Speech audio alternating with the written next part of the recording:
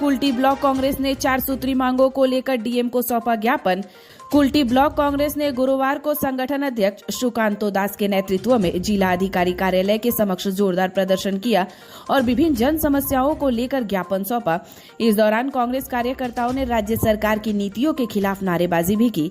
प्रदर्शन के दौरान सुकांतो दास ने आरोप लगाया कि सत्ता परिवर्तन के बावजूद भी आम लोगों की समस्याओं का समाधान नहीं हुआ है। उन्होंने कहा कि मुख्यमंत्री के विरोधाभासी बयानों और अन्नपूर्णा भंडार योजना के नियमों में लगातार बदलाव से जनता भ्रमित हो रही है। उन्होंने कुल्टी क्षेत्र की पेयजल समस्या उठाते हुए कहा कि वर्षों पहले शुरू हुआ जलापूर्ति परियोजना आज तक अधूरा है, जिससे लोग पानी के लिए आज भी परेशान हैं। कांग्रेस द्वारा डीएम को सौंपे गए ज्ञापन में 4 प्रमुख मांगे रखी गई।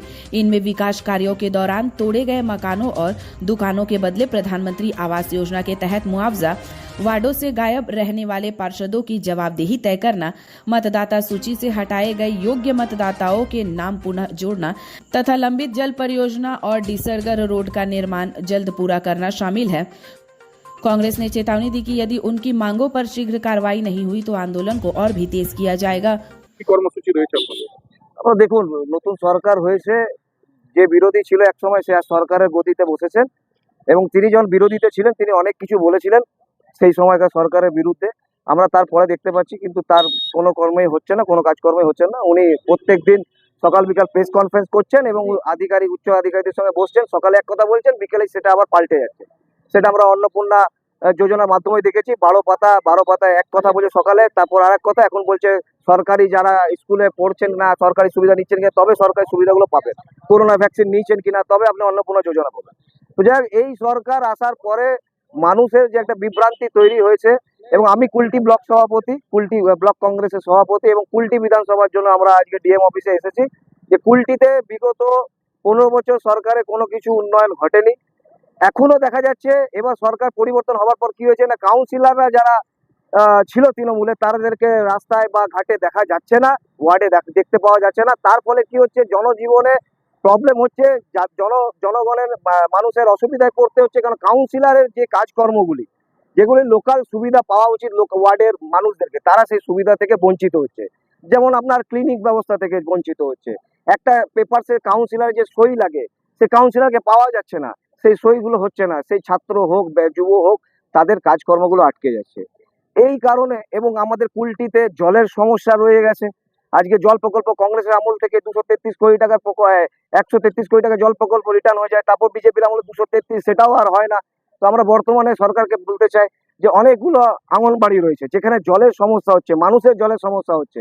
আমরা চাই যে জলের সমস্যাটা তাড়াতাড়ি মিটুক। গরম তো দেখতেই পাচ্ছেন, বর্ষা উড়ে গেছে, গাছপালা কেটে দিচ্ছে আদানি আম্বানি, তারা মহল তৈরি করছে, তাহলে বর্ষা আসছে না, বর্ষার মুখ ঘুরে গেছে আষাঢ় মাস পড়ে যাওয়ার পর। এই সব ব্যবস্থা। এবং আমাদের কিছুদিন আগে আপনারা দেখলেন কন্টিনিউয়াসলি মার্ডার, ডেড বডি পাওয়া যাচ্ছে, মিসিং হচ্ছে। তো কোথাও না কোথাও কুল্টি প্রশাসনের যে একটা দবদবা ছিল সেই অ্যাডমিনিস্ট্রেটর কোথাও না কোথাও লো ফল হয়ে গেছে, ডাউনফল হয়ে গেছে। আমরা চাই ডিএম এর কাছে এইসব তুলে ধরতে যে আপনারা প্রশাসনিক ব্যবস্থাটাকে আরো স্ট্রংগেস্ট করুক, আরো দরকার পড়লে সিসি ক্যামেরা বসানো হোক, আরো টহলদারি বাড়ানো হোক। এইসব আমাদের আছে। ডিসেরগড়ের রাস্তাটা বেহাল অবস্থার মধ্যে পড়ে রয়েছে, যেখানে এখনো রাস্তাটাকে ইনকমপ্লিট আছে, অর্ধেক করে তৈরি হচ্ছে, কয়েক বছর ধরে চলছে। তো এতটা সময় কেন লাগছে?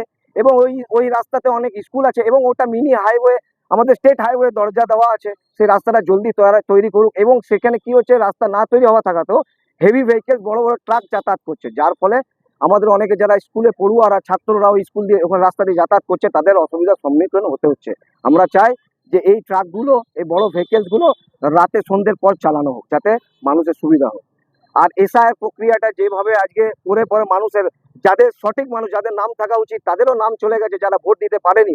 আমরা মাননীয় ডিএম সাহেবের কাছে অনুরোধ করছি যে যেন তাদেরকে সহজ পদ্ধতিতে তাদের নামটা আবার নথিভুক্ত করা হোক ভোটার লিস্টের মাধ্যমে। এবং দেশের নাগরিক না থাকলে তিনি অনেক রকম সুবিধা সুযোগ থেকে বঞ্চিত হবে। এবং এই যে ঘর বাড়ি ভেঙে দেওয়া হচ্ছে, এই যে নোটিশ দেওয়ার পরেই ঘর বাড়ি ভেঙে দেওয়া হচ্ছে গরিবের ক্ষেত্রে,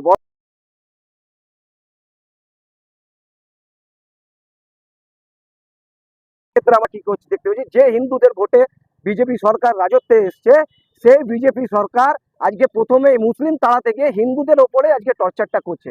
আজকে যে ঘর বাড়িগুলো ভেঙেছেন, আপনি আবাস যোজনা প্রকল্পে তাদেরকে আগে ঘর বাড়ির ব্যবস্থা করুন। এত এত ল্যান্ড মাফিয়ারা সরকারি জমিগুলোকে ক্যাপচার করে নিচ্ছে, চুরি করে অন্য নিজের নামে বিক্রি করে নেওয়া হচ্ছে। তো সেই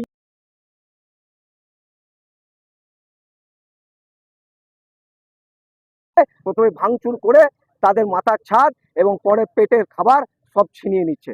এইগুলো জাতীয় কংগ্রেস মেনে নেবে না। এইসবের বিরুদ্ধে আজকে বর্তমানে আমরা ডিএমএ সাহেবের কাছে এসে একটা ডেপুটেশন দিচ্ছি। আমার নাম সুকান্ত দাস, আমি কুলটি ব্লক কংগ্রেস সভাপতি।